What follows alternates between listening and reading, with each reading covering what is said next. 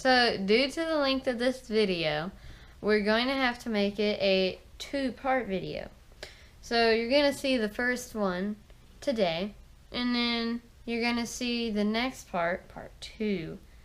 Wait, no, we're leaving it on a cliffhanger. You're going to see it tomorrow. So hey everybody, today is the 10-year anniversary of the Good Friday tornado in Murfreesboro, Tennessee. And it was a day that we'll always remember, right? Yes. Yes. So that morning I took the boys to an Easter egg hunt across town, and while I was there, a friend was talking about how they were expecting some strong storms that afternoon, some severe weather, and I really didn't think much about it. But so after the Easter egg hunt, we came home and I put the boys down for a nap. And usually I put them down in their rooms, but that day I put them down on the main floor of the house for some reason. There's a lot of things that happened that day that I can only attribute to God, and I don't have any other explanation of why so many different things happened that day that didn't normally happen. But so anyway, the boys were down for their nap, and that meant that I got to work. I have a part-time job, so I was working.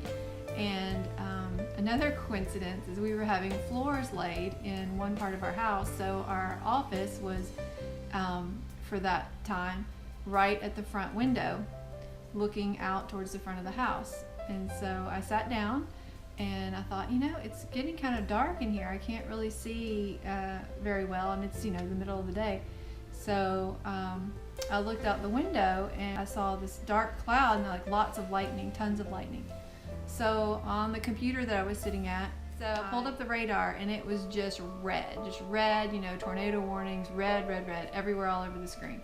And so I said, okay, well something's going on here. So I got up and I turned on the television. And the television was saying the same thing, just like red, flashing there, everybody's going crazy. There's the little circles, the rotation spins that they show on the weather radars, they were just kind of like all over the map, and they were switching stories.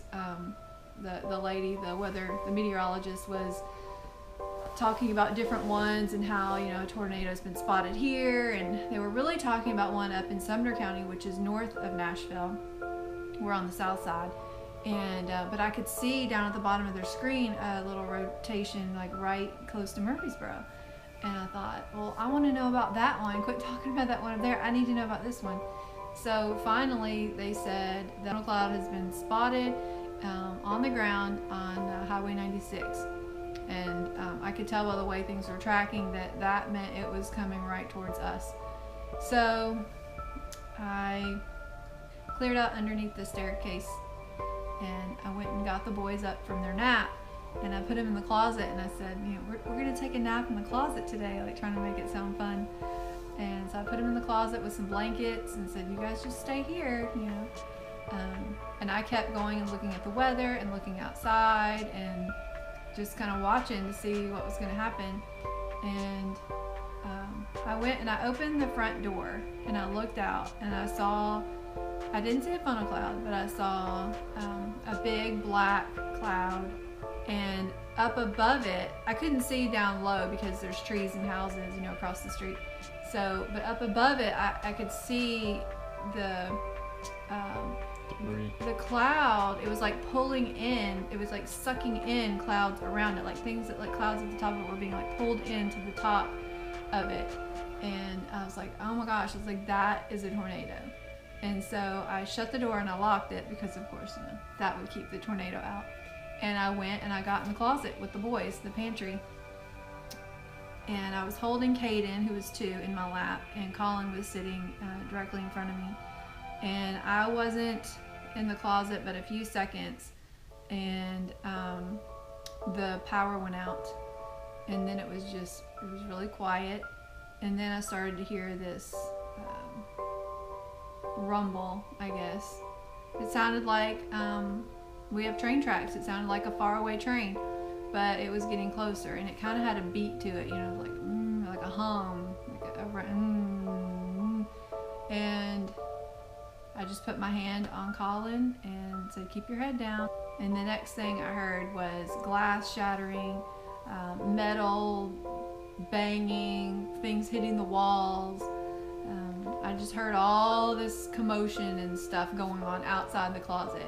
And I remember hanging on to the door handle, just thinking, I really hope this door doesn't get pulled off.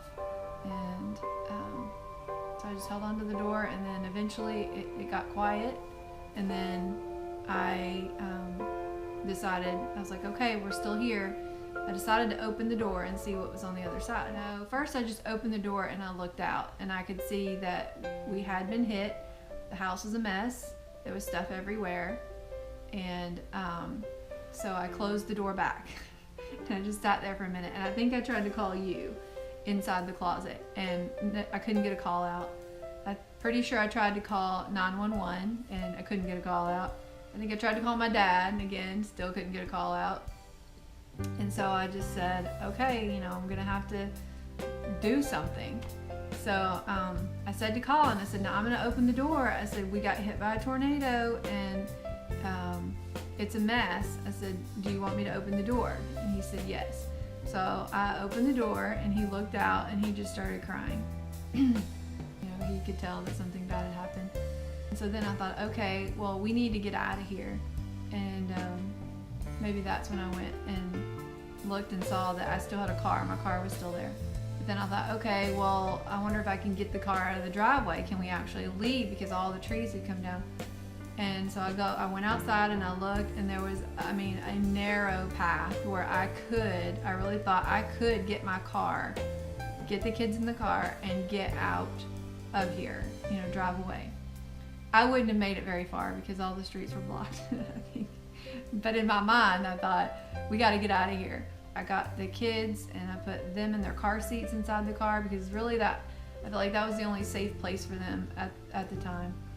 And then I was on the back porch, and I think the first call that actually came in was my dad. And my dad said, you know, are you okay? And I said, Dad, everything's gone. And really, this helped too. So what happened, or I was at work at my job as a police officer, and I was eating at the Logan's Roadhouse with a sergeant, and we're eating in the bar, and I'm watching the weather, and they're talking about all these tornadoes, but it's bright and sunny in Smyrna, Tennessee. That's where we're eating. And I think we had just got our meal. They said tornado on the ground at Medical Center Parkway and I-24, and I'm like, that's where I live. And it wasn't 5-10 seconds later, Candy called me and said we got hit by a tornado, and I think the phone disconnected. I'm not exactly sure how it all went down, but I know I talked to her for a couple seconds. I gave the sergeant $20 and I said, take care of this. I jumped in my police car. I ran emergency traffic all the way down to our house, which was about a 15-20 minute ride. When I got down here, there was a tractor trailer on its side just past our exit. I got off at our exit, and it looked like a bomb had went off. There was trees and debris laying everywhere in the road, on the side of the road. I started driving around power lines to the house, and I pulled in the driveway. On the way actually down, my chief called me on the radio, and he lived 6 houses down. You asked him how we were or something, and he said, your family's good, they're okay. And then you asked him, how about the house? And he just said, you'll have to see it when you get here. So I pulled up. When I got here, I opened up the door to the car, and I saw the kids. Caden was passed out asleep. Colin was crying. I yell out for Candy. I go in the house. She's not here. There's broken glass everywhere. There's trees inside our house. I go out on the back deck, and the barn is gone, and I yell out for Candy, and then I see her, and she's trying to wrangle goats, and there's not a piece of fencing anywhere to be seen. It's all up in the trees, wrapped up. Now there's more tornadoes in the area, and she came running up, and it was kind of a blur after that, but officers from our department, the county, THP, and Mercer PD all started showing up. Eventually, Candy's dad got down here. At least him, maybe Mark too. He brought Mark, and they brought chainsaws. Yeah, I had to go to the checkpoint that the county, THP, and Mercer had set up, and I was able to get them over here to the house. And Get the police over here? I had to go to the checkpoint and tell the cops, yeah, this is my family, because they weren't letting anybody into the neighborhood. Locked up the house the best we could, and then we left for Hendersonville that night. We locked it up, but we had no windows.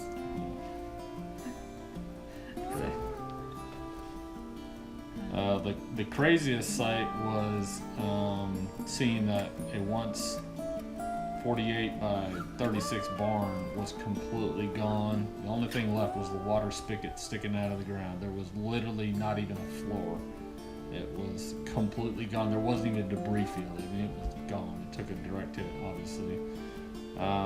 In the back, on top of the roof, a 2x6 had been driven into the roof. It looked like a toothpick, and it had been driven into the roof backwards. So obviously, when it came spinning around, it slammed that 2x4. Inside the house, Candy had been feeding the boys, and there was a plate of Cheetos, and there was still Cheetos on the paper plate, even though we had pine trees from a couple houses down was inside our house. So those were some of the crazy things that I remember seeing happen.